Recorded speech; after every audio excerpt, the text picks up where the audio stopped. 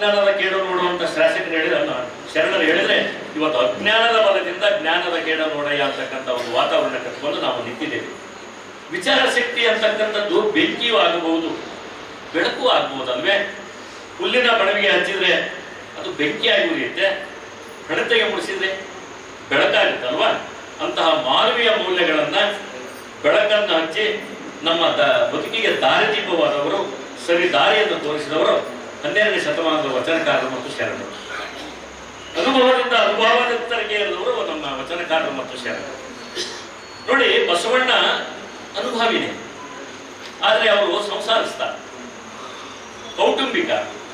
ಅವರೊಡನೆ ಒಂದು ಸಾಮಾಜಿಕವಾಗಿರ್ತಕ್ಕಂಥ ಒಂದು ಕಳಕಳಿ ಇತ್ತು. ಹಾಗೇನೆ ರಾಜಕೀಯವಾಗಿರ್ತಕ್ಕಂಥ ಒಂದು ಕರ್ತವ್ಯಗಳನ್ನ ಅತ್ಯಂತ ಸಮರ್ಥವಾಗಿ ನಿರ್ವಹಿಸಬೇಕಾಗಿರ್ತಕ್ಕಂಥ ಒಂದು ಜವಾಬ್ದಾರಿ ಬಸವಣ್ಣನಿಗಿತ್ತು. ಆದರೆ ಬಸವಣ್ಣನ ಅನುಭವ ಮಂಟಪಕ್ಕೆ ಪೀಠಾಧ್ಯಕ್ಷರಾಗಿ ಬಂದಿರತಕ್ಕಂಥ ಅಲ್ಲಮ ಪ್ರಭುಗಳಿದಾರಲ್ಲ, ಅವರು ನಿರಾಭಾರಿಯಾಗಿದ್ರು, ಸನ್ಯಾಸಿಯಾಗಿದ್ರು. ಆದರೆ ಇಬ್ಬರಲ್ಲಿಯೂ ಇರ್ತಕ್ಕಂಥ ಒಂದು ಸಾಮ್ಯತೆ ಏನು ಅಂತಂತಂದ್ರೆ, ಇತರರನ್ನ ತಮ್ಮಲ್ಲಿ ಇತರರನ್ನು ಕಂಡುಕೊಂಡಂಥವ್ರು ಇಬ್ಬರು, ಬಸವಣ್ಣ ಮತ್ತು ಅಲ್ಲಮ ಪ್ರಭುಗಳು. ಇಬ್ಬರ ಅನುಭವವು ಒಂದೇ ಆಗಿತ್ತು. ಬಸವಣ್ಣನವರ ದಯವೇ ಧರ್ಮದ ಮೂಲ ಅಂತಕ್ಕಂಥದ್ದು ಏನು ಅನುಭವ ಆಗಿತ್ತು, ಬಸವಣ್ಣನವರು ಅಲ್ಲವರು ದಯೆಯಿಂದ ಆಧ್ಯಾತ್ಮಿಕ ಸಾಧಕರನ್ನ ತಿದ್ದುತಕ್ಕಂಥ ಕೆಲಸವನ್ನ ಕೈಗೊಂಡು ಆಧ್ಯಾತ್ಮಿಕ ಮಾರ್ಗದರ್ಶಕರಾಗಿದ್ದನ್ನು ನಾವು 12ನೇ ಶತಮಾನದಲ್ಲಿ ನೋಡಬಹುದು. ಪುರಾಣಗಳಲ್ಲಿ ಅಲ್ಲಮ ಪ್ರಭುಗಳನ್ನ ಈ ಭೂಮಿಗೆ ಬಂದದ್ದು ಶಾಪಗ್ರಸ್ತರಾಗಿ ಅಂತ ಹೇಳ್ತಾರೆ. ಅದನ್ನೇ ನಾವು ವೈಚಾರಿಕ ನೆಲೆಗಟ್ಟಿನಲ್ಲಿ ನೋಡೋದಾದ್ರೆ ಅವರು ಲೋಕಹಿತಕ್ಕಾಗಿ ಬಂದಿದ್ದು.